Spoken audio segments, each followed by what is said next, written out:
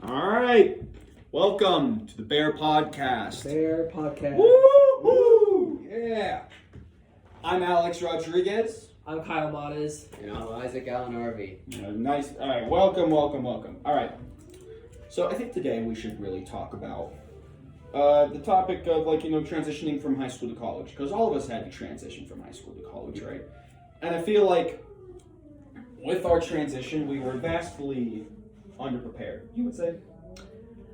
Yes and no, right? Because I feel like when you go into college, to a bunch of different people, there's like a higher standard for everybody, right? Mm-hmm. Especially dependent on what college you go to as well. Like if you're going to Harvard, of course, those expectations, no matter what, are going to be way more, right? But like we're in New Mexico, right? We're going to UNM, and it's still completely different. And I still think that no matter if you're in high school, unless like you're that student that's getting 4.0, getting valedictorian, all of that. They don't matter. They don't matter. You're not really prepared for what college has in store for you. You know, It's like not only are a lot of people, they go on their own and they have to deal with all of that. They have to confide to the sheer amount of work that you're going to get that you don't realize. And you got to make sure that you're always on top of that, or else you're just gonna fall behind way early. Yeah, and I feel like from transitioning from high school to college, right? It's a big step forward, and I think most people don't understand how big of a step it is, because this is like the first real step into your adult life, right? Because for most people, right, you're living with your parents throughout all of your younger life and in high school, right? And then when you get to college, a lot of people, they move out, right? And moving away from your parents for the first time is stressful for a lot of people. It's very hard to transition from seeing your parents and siblings every day, having someone cook food for you, having that constant love and care, to just oh, I'm waking up by myself or with a roommate, depending on how you live. I'm going to school and I'm doing this for myself, right? And you're in college for yourself. I don't think you should be going into college to please someone else, because at the end of the day, you're going to suffer, right? Always do things for it sounds selfish, but if you do things for yourself, you're going to thank yourself way down the road, right? Because you're actually doing something that you want to do. Mm-hmm. You're putting yourself out there for yourself because you want the future, and you're doing what's best for you. Mm-hmm. You should be able to put in the time, put in the work, because that's what you deserve. You chose to be here. Yeah. I also think that's why there's so much more expectations put upon you, because in high school, your teachers know that half the students in there don't want to be there and they're not going to go to college, but they're forced to be there. Mm-hmm. So there's a level of you don't want to be here, so I'm not going to push you as hard. But when you're in college, if you're paying that much money, and you're going for yourself, there is that included responsibility to yourself to take it serious. If you're going to spend that much money on college, you want to get something out of it. And if you're not ready to work that hard, I think college isn't for you, quite frankly. Yeah, and I feel like in college, with speaking of money, right? College is really expensive. Oh yeah. Just really, even in state, tuition at UNM is $4,000 a semester, right?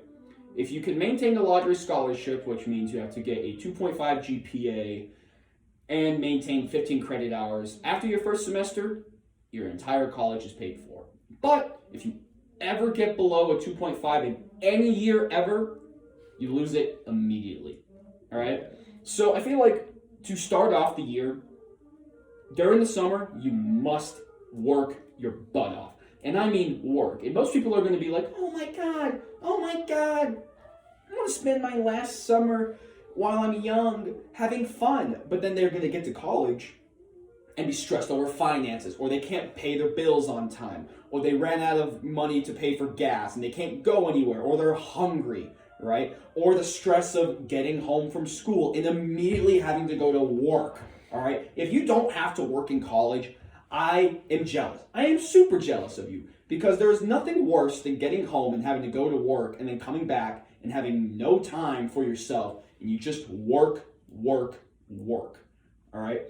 I think that is a good transition to talking about like different expectations from high school and college, because we all can agree that we have way different expectations, not from just ourselves, but like. Oh yeah, it's not the expectations are not only different for yourself, it's different for everybody. Like your professors expect you, you choose to be here, so you should be coming to class, Mm-hmm. Absences actually matter because if for some classes if you miss 3 absences, they just straight up drop you from the class, Yeah. It's a big deal, making sure you're there, making sure you're getting that material, making sure you're doing your work. Compared to high school, like honestly, there's not really that many expectations, Yeah. So for a lot of people, it's like, I'm forced to be here because the government is saying you have to go to public school, go to college, yada, yada, yada, Mm-hmm.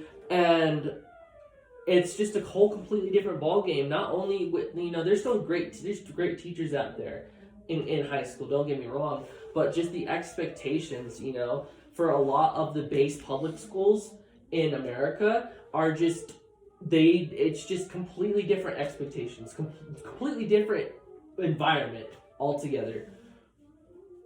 Yeah, so with these increased expectations, I do feel like it's less like you have someone watching over you. Like, I don't know, like in high school, like your teacher might like actually say something to you if you don't turn in an assignment. But like in college, it's like if you don't turn in an assignment, the only person you're messing up is yourself, and your professors like realize that, and it's like if you don't want to do the work, like you're not gonna help yourself. Yeah. And that's like you're paying to be here. I know. So you might as well do the work. Yeah, it's like yeah. why even choose my class? Why pay all the money just for you to just not do any of my work, not show up to any of my classes? Yeah. Well, a lot of people just go to college to party and do all that, which is fine, but it's like, why would you pay $4,000? Even us, it's cheap comparatively to other colleges. That is not like paying $4,000 to party is a ripoff. That sounds horrible, right?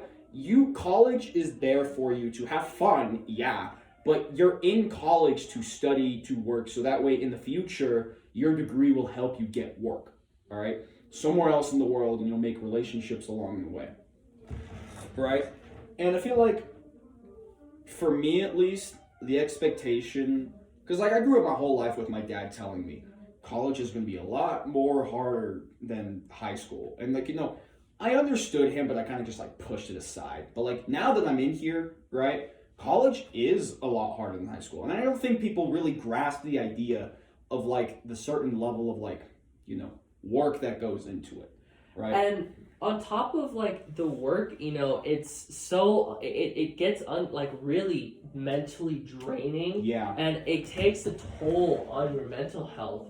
And I actually have a study that I was researching through online in depression and anxiety by Harvard researchers at Brigham at the Women's Hospital, and they looked at 67,000 college students, and from across more than 100 institutions, they found that not only are they reported with higher rates of stress, they're more likely to have mental diagnoses such as depression, anxiety disorders, and unfortunately, a lot of students as well even get so bad that they end up having get suicidal or have suicidal thoughts.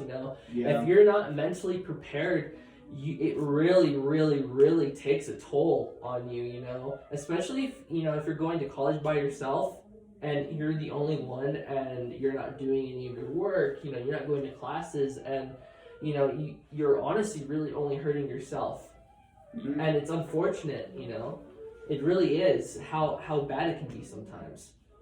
Yeah, it is unfortunate that so many people are faced with mental health issues when they're under the stress of college, but it's also I think your professors are more understanding of that, and they give you more leeway for mental health issues, and the college itself is aware of it, and there's wonderful things you can go to Shack, which you can just have free consultations about your mental health, and get help from there in order to help you succeed in college and help yourself ultimately. And I think that's just great that there's those opportunities. But people really do have to like have that incentive to go help themselves first in order to be in a better place mentally for themselves.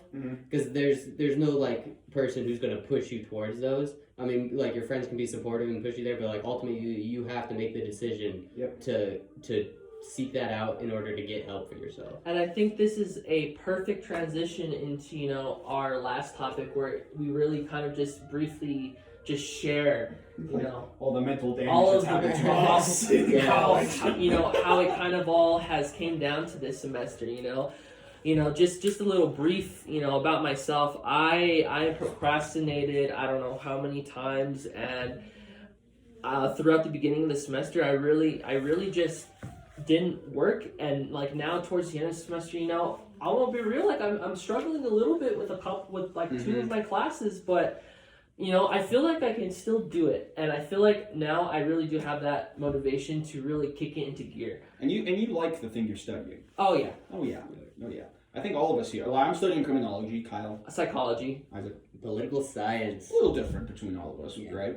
But like, for me at least, I was underprepared. I didn't really listen to my parents' advice. I didn't listen to anyone really. I just was gonna free ball it, and I was lazy in the beginning. I fell behind, and I'm struggling now, right? And with work and everything, mental health is gone down. But you know what? I have a lot of great friends and family that are there to help me, right?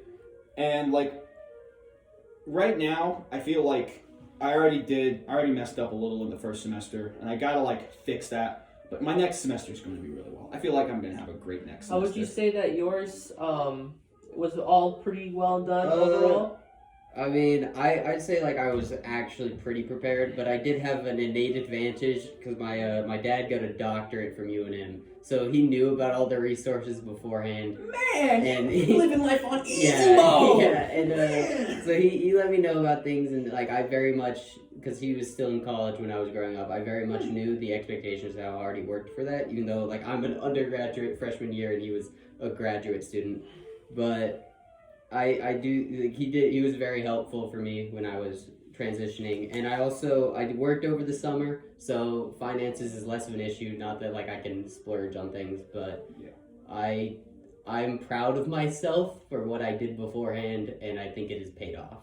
All in all, I think college has been a really great but also bad experience overall for all of us, you know.